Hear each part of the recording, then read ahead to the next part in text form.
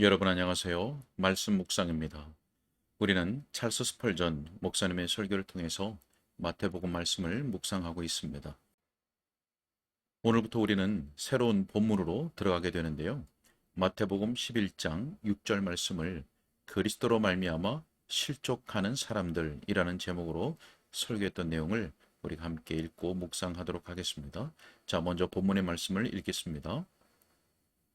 누구든지 나로 말미암아 실족하지 아니하는 자는 복이 있도다 하시니라. 아멘. 자, 설교 내용을 읽도록 하겠습니다. 자, 본문의 뜻을 알기 위해서는 이 구절의 전후 관계를 살피는 것이 좋습니다. 세례 요한이 예수님께 제자들을 보내어 진정 메시아 구주이신지 알아보게 했습니다.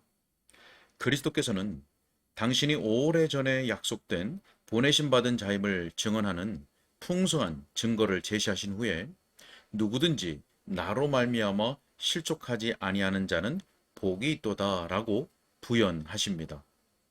세례 요한이 이 나사렛 사람과 관련하여 무언가 석연치 않은 장애물이 있음을 의심하기 시작한 것입니까? 그처럼 비천하신 분이 진정 약속된 그리스도이실 수 있는지 의문을 던졌습니까?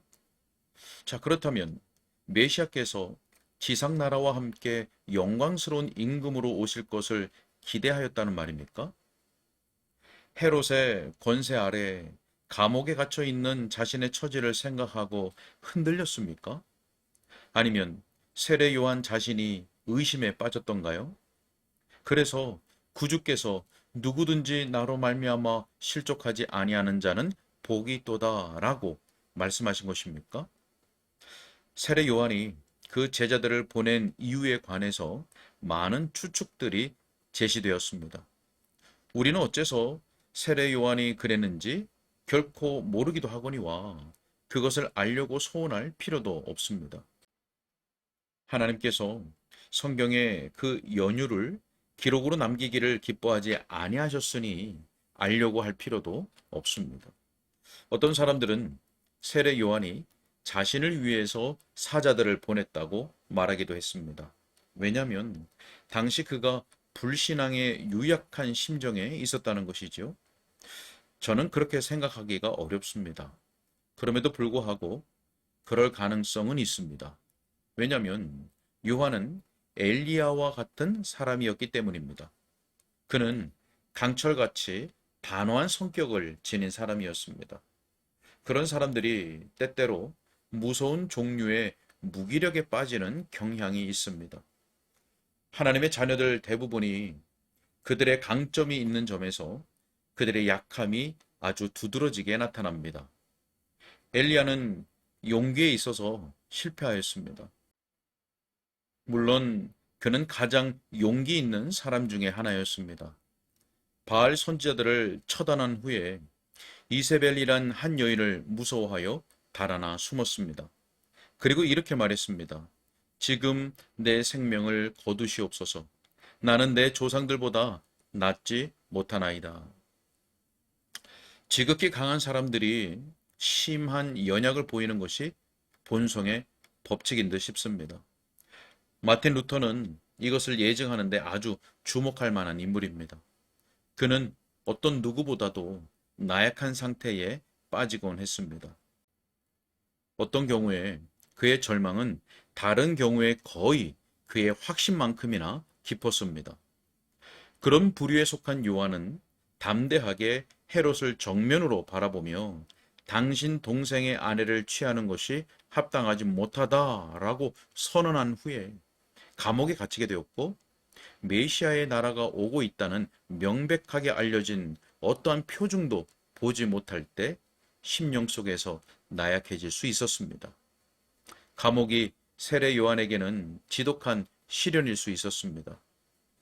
우리는 모두 우리가 거하는 분위기에 영향을 받습니다. 오늘 같은 날은 많은 사람들의 심령에 무거운 느낌을 주었습니다. 왜냐하면 공기가 축축하고 흐릿하기 때문입니다. 자, 세례 요한은 강가에 탁 트인 광야에서 살던 사람으로서 숨막힐 듯한 헤롯의 지하 감옥에 갇혔을 때 이상한 차이를 느꼈을 것임에 틀림없습니다. 그리고 몸이 영혼에 영향을 끼칠 수 있습니다. 또한 생각에도 영향을 미칩니다. 요한이 부르심을 받은 큰 임무에서 특별한 긴장을 느낀 후에 거의 숨이 막힐 지경으로 몸이 답답해지자 마음이 쇠약해졌는데 믿음이 흔들리기 시작하기까지 쇠약해졌을 수 있습니다. 그리하여 요한이 자신의 만족을 위해서 오실 그이가 당신이오니이까 우리가 다른 일을 기다리오리이까 라고 문의하는 것이 필요하다고 생각할 수도 있었습니다. 그렇다면 구주께서 누구든지 나로 말미암아 실족하지 아니하는 자는 복이 있도다 라고 말씀하신 것은 잘하신 것입니다. 왜냐하면 요한이 겪는 혹독한 시련과 깊은 침체에도 불구하고 그리스도로 말미암아 실제로 실족하여 넘어진 것은 아니었기 때문입니다. 요한이 주님의 오실 길을 준비하기 위해서 봉사했는데 자기를 안 돌아보시는 주님을 보고 분개심이 실제로 일어났던 것은 아닙니다. 오히려 그는 그리스도를 증언하는 일을 계속 고수하였고 죽음으로써 그 증언의 진실성을 확증하였습니다. 그리스도로 말미암아 실족하지 않았던 한 사람으로서 세례 요한을 기억하는 것은 복이 있습니다. 자, 또 다른 이들은 요한이 자신을 위해서가 아니라 제자들을 위해서 사람을 보냈다고 생각합니다. 그 견해가 좀 더 개연성 있게 제게 와 닿습니다. 요한이 그의 제자들을 자신에게서 주님께로 인도하기를 바랐다는 것이죠. 그래서 제자들을 명하여 가서 스스로 여쭈어보게 한 것입니다. 예수님께서 그 질문에 대하여 반드시 주실 대답은 그들 제자들로 하여금 더 이상 종을 따르지 말고 그의 상전되는 주님과 운명을 함께 해야 함을 확실히 알게 하는 최선의 방법일 것이라고 요한은 느꼈던 것입니다. 우리 주님께서는 요한의 제자들 앞에서 여러 이적들을 행하시고 복음을 전하심으로써 당신이 메시아이심을 분명하게 보여주셨습니다. 그런 다음에 그들에게 말씀하셨습니다. 누구든지 나로 말미암아 실족하지 아니하는 자는 복이 있도다. 내가 이적들을 행함에도 불구하고 사람들이 지금 여기서 나를 멸시하고 배척하는 것을 너희가 본다. 나더러 귀신의 왕이라 부르며 나를 심하게 조롱하고 있음을 너희가 본다.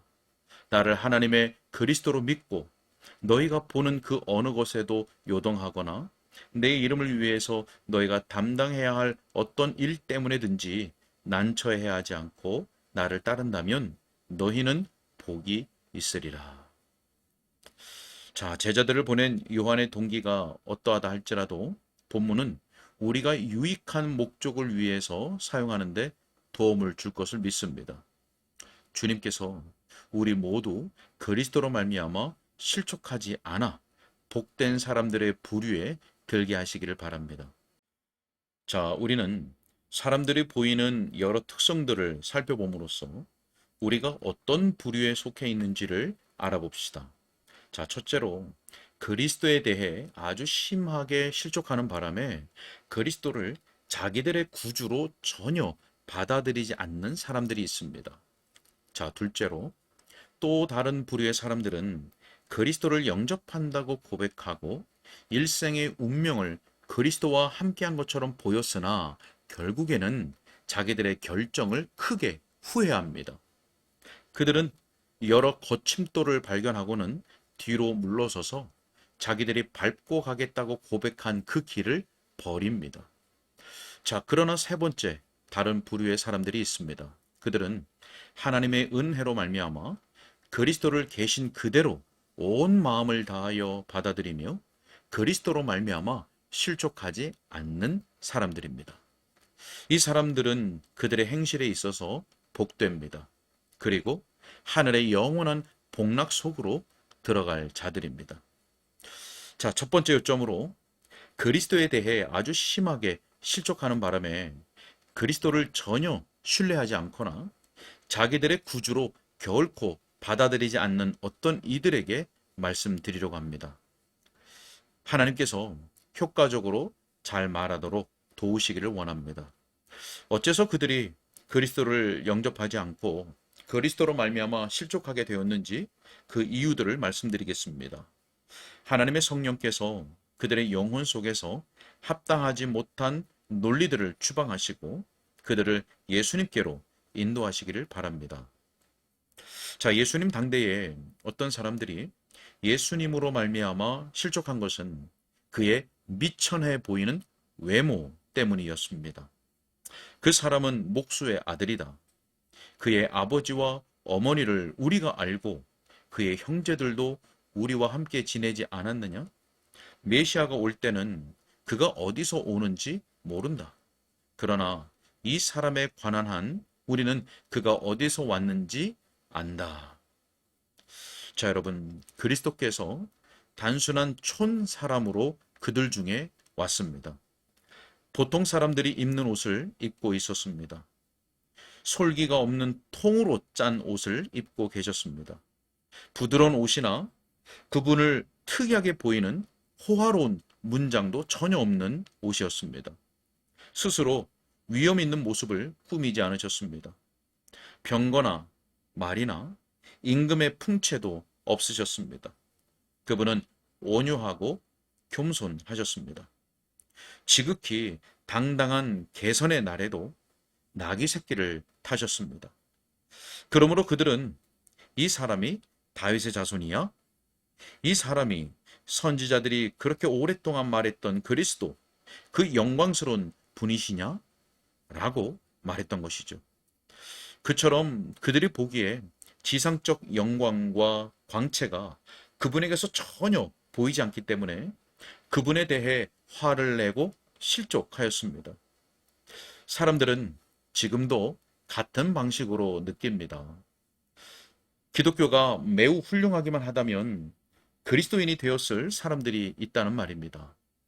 진리를 가난한 사람들 가운데서 찾게 되어 있다면 진리가 그들을 위해 그들 가운데 머물러 있을 수 있다는 것입니다.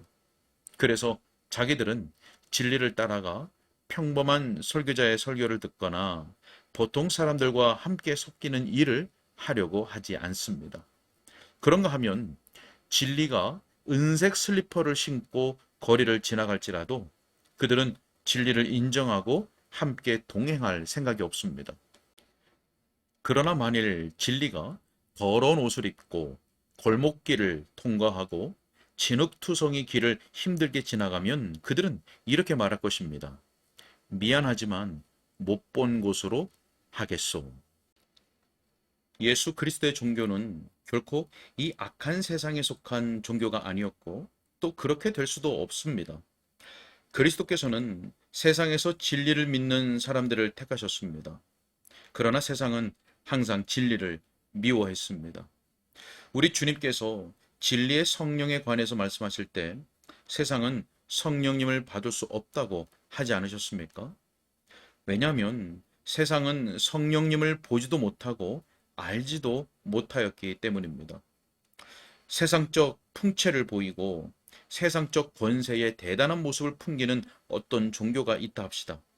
그런데 그 속에 어떤 진리라도 있다면 그 종교의 순전한 표준으로부터 타락한 것이 분명합니다.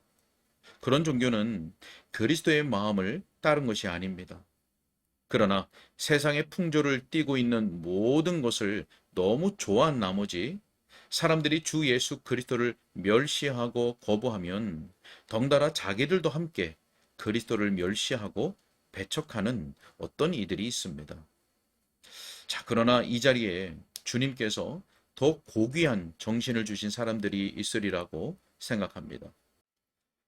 제가 희망하기로 오늘 저녁 이 자리에 나온 분들 중에서 진리가 세상 풍조에 맞는 모습을 띠지 않았다고 해서 진리를 거절하거나 사람들의 멸시를 받는다고 해서 그리스도를 따르기를 거부하거나 하는 일을 절대로 하지 않을 분들이 있으리라고 봅니다.